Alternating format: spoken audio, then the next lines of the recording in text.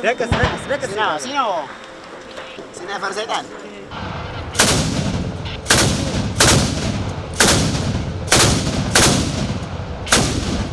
مرحبا وجه مستفى تروين قرنا ازورحي ورح سنيو ورح سنة دما ورحي مسواتن ورح عوتنيو قنياتو دما قنا عوت وفرقلو لايو TDF منيو ترجم TDF بخما يقلت ببروفيسور زرسناي عالم سجد استصحفه حدث صحف حزنا لكم قريبنا لنا كوينات بلع سبن مطفئ كلنيو نولادي بزي ولود نولودات بزي ولد زترف نحدارن سدراتاتن بتينو نحبرت سب زناوصيو نتمهارون ممهرانن كاب بيت تمرتي نحارستوت كاب محرس نطروتኛታት كاب عرفتم وزتا فناقيلو اكالو ጉዳት ዝገብር ካብኡ ሓሊፉ ድማ ናብ ዘይምለስሉ ዘፋኑ ክፉእ ክስተትዩ ኩናት ንሰባት ካብ መረበቶም አመዛቢሉ ለመንት ገይሩ ንንጹሃት አድፊሩ ናብ ከቢድ ማሕበረሰባዊ ቅልውላው ዘእቱ መንገድ ደልሃመትዩ ነዚ እዩ ድማ ተተኻኢሉ ንሽግራት ብሰላም መፍታሕ ብጣዕመ ገዳስ ዝኸውን ሓደ ጊዜ ግና መማረጽ ይህሉን ኣብ ትግራይ ዘጋጠመ ኩናት መማረጽ ነይርዎዶ መበገሲኡ ኸንታይ ነይሩ ታይ ምድላው ተገይሩ ወይስ ኣይተገበረን ዝብል ኣብ ካሊእ ሓጺር ሓሳብ ክምሎስ እየ ሕዚ ግና ብዛዕባቲ ኩናት ምስ ተኸፈተ ዝተፈጠረን መስደመም ታሪኽ ዝሰርሐን TDF ሓሳባተይ ከካፍል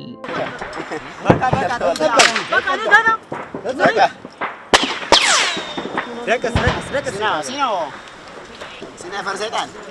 ኣብ ታሪኽ ተኣምራዊ ዝበሃሉ ኩናታት ከም ናይ ቀዳማይን ካልኣይን ዓለም ናይ ቪየትናም ናይ ኣልጀርያ ወዘተ ተራእዮም እዮም ናይ እስራኤል ናይ 6 መዓልቲ ውግእ ናይ ኖርማዲ ላንዲንግ 9 ደቂቃ ኣብ ኢንቴቤ ናይ ኦሳማ ቢንላደን ኦፕሬሽን ምጥቃስ ይከኣል እዩ ብፊልም ድማ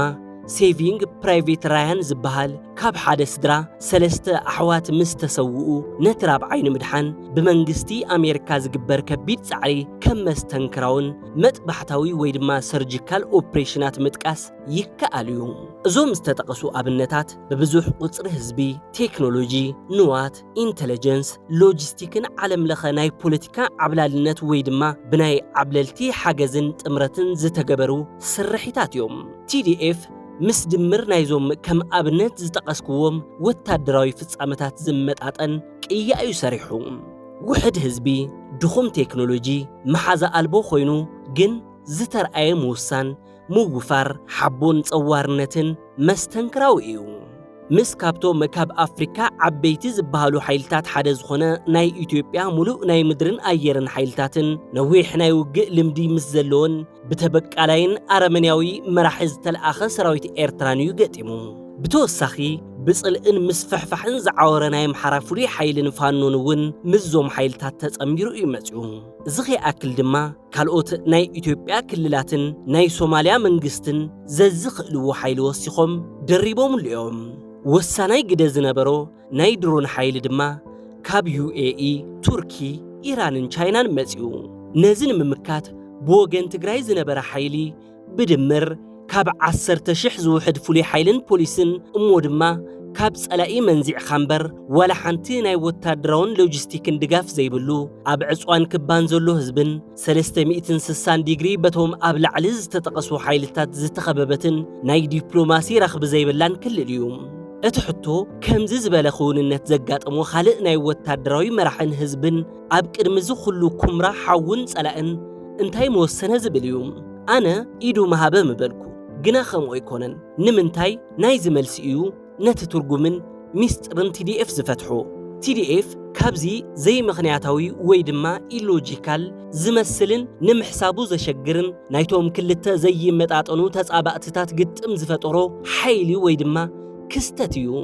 ብኸመይ ብናተይ ፍልጠትን ኣረዳድኣን ታሪኽ ከም TDF ዝበለ ሓይሊ ኣብ ዓለም ተፈጢሮ ይፈልጥን ምኽንያቱ ናይ TDF ኣፈጣጥራን ኣካያይዳን ዘይልሙድ ናይ ወታደራዊ ውዳበን ኦፕሬሽንን ጥራሕ ዘይኮነስ ናይ ብዙሓት ነገራት ድምር ዝወለዶ ህዝባውን መንፈሳውን ሓይሊ እዩ ሃይማኖታዊ ማለተይ ግን ኣይኮንኩን TDF ንኽፍጠር ዋና ምኽንያት እቲ ኣብ ልዕሊ ህዝቢ ዝበጽሐ መሪር ግፍዒ ምኽንያታዊ ዕላማ ወይ ድማ justified cause ፈጢሩ ተጋደልቲ ንኽስለፉ ገይርዎም እዩ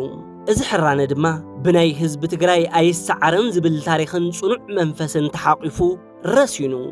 እዚ ዝረሰነ ህዝባዊ ሕራነ ድማ በቲ ኣብ ናይ 17 ዓመት ቃልሲ ዝተዋህለለ ወታደራዊ መሪሕነት ተቐለሰ ህዝቢ ድማ ዋላ ኣብ ዕጽዋን ክባን ኮይኑውን ብዝነበርዎ ውዳበታት እናተመርሐ ንመራሕቱ ንሰራዊቱ ሕገዘን ሓብሐበን ምልሻ ኮይኑውን ተኳሸዐ ኣብ ዓለም ተራእዩ ብዘይፈልጥ መንገዲ ነጋዶ ፕሮፌሰራት ከየንቲ ዲፕሎማሰኛታት ፖለቲከኛታት ጡረተኛ ጀነራላትን ኮታስ ኩሉ ኣካል ማሕበረሰብ ድማ ዓሰለ ኣብ ጽቡቕ ናብራን ኣብ ወፃእን ዝነብሩን ኩሉ ይትረፊሎም ዝተጸምበሩውን ውሕዳት ይኮኑን ኣብ ዲያስፖራ ዝነብር ትግራዋይውን ናብራይ ይትረፈኒሉ ኣብ ናይ ዲፕሎማሲን ሚድያን ንዋት ምትእኽኻብን ዓብይ ርብርብ ገበረም ብሓጺሩ TDF ትግራይን ትግራዋይነትን ብዘደንቕ ኣካይዳ ኣብ ሓደ ተጸምቢሩ ዝተፈጠረ ተራእዩ ዘይፈልጥ ህዝባዊ ክስተት እዩ ዘይከኣል ምኽኣል ዘይጽወር ምጽዋርን ዘይሕሰብ ምሕሳብን ተደሚሩ ዝፈጠሮ ሓይሊ እዩ ብዘይ እዚ ጡምር መንፈስ እዚ TDF ኣይምተፈጠረን ብዘይ TDF ድማ መንነት ትግራዋይነት ክጠፍእ ብውሕዱ ድማ ክራኸስ ነይሩ እሞ ከምዚ ዓይነት አንጸባራቂ ውርሲ TDF ብኸመይ ንዓቅቦ ናይ ዝመልሲ ምርካብ ብሕዚኡ ይጽግመና ኣሎ ኣብ ትግራይ 3 ደቂኻ ምስኣን ሓቅ እምበር ፊልም ኣይኮነን ገና ቁስሉ ከይሓወየ ተፈናቐልቲ ናብ መረበቶም ከይተመልሱ ዝስማዕ ዘሎ መሰከፊ ነገራት ኣሽምባይዶ ንTDFስ ነቲ ንደሞዝ ኢሉ ዝዋጋእ ሰራዊት እኳ ኣይምጥንን እቲ ዝግባእ ንናይ TDF ስራሕቲ ከም መበራበሪ ተጠቒምና ብተመሳሳሊ መንፈስ ኣብ ሰላምን ዴሞክራስን ልምዓትን ሳይንስን ቴክኖሎጂን ምንጣፍ እዩ ንTDF ክሳዕቲ ዝግብኦ ሓወልቲ ንትከለሉ ኣብዘን ጉዳያት እዚአን እንተወሓደ ክንዲ ረብዒ TDF እውን ዝኸውን ስራሕ ምስራሕ እዩ ከምኡ ምስ ገበርና ጥራሕ እዩ ተይሞትና ምንባርን ተይቆሰልና ምምዕባልን ንጅምር ናይዚ መጀመርታ ድማ ንህዝቢ ማእኸል ዝገበረ ብፍላይ ድማ ንግዕዜናን ኢፍትሓውነትን ፍጹም ዝጽየፈ ኣካይዳ ምትግባር እዩ እቲ ዋና ሓወልቲ ናይ TDF ሰላማዊትን ዴሞክራሲያዊትን ልምዕትን ትግራይ ምህናጥ እዩ ነዚ ዘይምፍጻም ግና ናይቶም ብስም ህዝብን TDFን ዝተሰውኡን ዝተጎድኡን ሕድሪ ምዕባር እዩ እዚ ካልኣይ ሞትን መጉዳእትን እዩ ንዝሞተሉ ዘይኽበር ማሕበረሰብ ድማ ዝሞተ እዩ ክብርን ሞገስን ንጀጋኑ ሰማዕታት ብምኽንያት ወርሒ ሰነ ወርሒ ዓወትን ወርሒ መስዋዕትን ኣብ ሓደ እዋን በፕሮፌሰር ዘርእሰናይ ዓለም ሰገድ ዝተጻሕፈ ጽሑፍ ናባኹም ኣቢልና እዚ ኦንታይ ሚድያ እዩ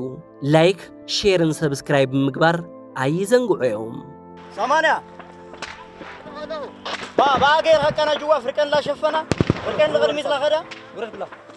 በቃ በደንብ ገይረ ሕዝብ በቃ ንተው ምንም ሰዓት ይብልና ከብዛ ሰዓት እዚኣ ምንም አማራጭ ይብልን ኩለና ያተዋይ እንደለው ንምራውድና መጽና ክፍል ተኮይኑ ወላ ይካፍ